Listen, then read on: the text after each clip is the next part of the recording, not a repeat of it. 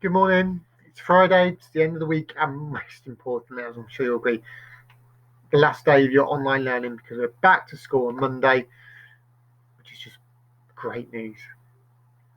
So, one more day for you to put this effort in at home.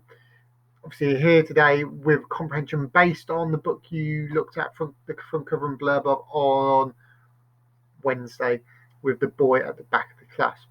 So, all your questions today, whether it be the comprehension or the grammar, are focused on this extract from the text from in the book, and it reads, "There used to be an empty chair at the back of my classroom. It wasn't a special chair, it was just empty because there was no one sitting in it.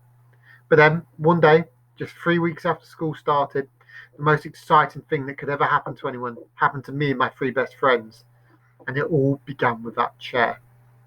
Usually, the best thing about starting a brand new term is that you get extra pocket money to buy new stationery with. Every year on the last Sunday of the summer holidays, Mum takes me on an extra special adventure to hunt down my stationery set for the new school year. Sometimes I get so excited that my feet feel jumpy inside and I don't know which shop I want to go into first. There aren't many nice stationery shops where I live. They only ever have boring dinosaur sets for boys or princess sets for girls.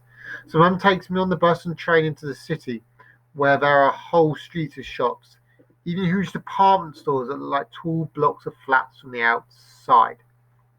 So, firstly, three comprehension questions based on this. First one, what do you think the most exciting thing that could ever happen was?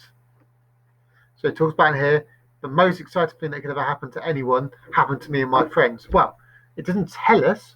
So use your prediction. What do you think it is and why? So if you think about it in the context it's about with this chair, has that got something to do with it? Who knows? We look forward to seeing where you go with that one. Question two, why would the narrator get extra pocket money at the start of a brand new term? So this is a fact retrieval. In here, why does the narrator get extra pocket money at the start of a brand new term? The answer's in there, so it's a simple find and retrieve. And then question three, what impression do you get of the character who is telling the story? So what impression do you get of the narrator, the person who's telling us about the pocket money? And what we mean by impression, it's what do you think about that person? Do you think they're shy, they're excited, that they're boring, that they're kind, that they're nice? Whatever the word, the impressions you have of this person, you need to obviously explain that clearly. Think about the evidence that might give it away, the clues that are in there that could help you out. 2 marks. So obviously it's going to be a bit of a detailed answer. Grammar focus now. So question four, why has the author used a dash in the final part of this extract? So if we look here, dash there, dash there. Why has the dash been used? Okay, so consider when we've talked about, and I'm going to use the word parenthesis here, because that should ring a bell with you. When we talked about parenthesis in the past, what is the purpose of parenthesis?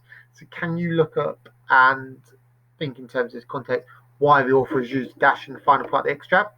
For question five, you need to find and copy a subordinate conjunction in the text. Now remember, a subordinating conjunction goes on to create a subordinate clause that might give a reason why. So if I gave you an example, I went to the shop because I was hungry. Because is a subordinate conjunction. I went to the shop so I could buy some sweets. So becomes the subordinate conjunction. So see if you can find in there at least one, if not two or three, to impress us, examples of subordinating conjunctions. And then lastly, question six, find an adverb in the text, or find at least one adverb in the text, because some of you may want to again impress us by going further. Remember, an adverb can describe a verb. So he ran quickly. Okay, so we know a lot of adverbs from when we've talked before and with ly, but an adverb could also be like early in the morning, as soon as, because they come under this idea of fronted adverbial. Remember, fronted adverbials are adverbs. So see if that helps you in finding some.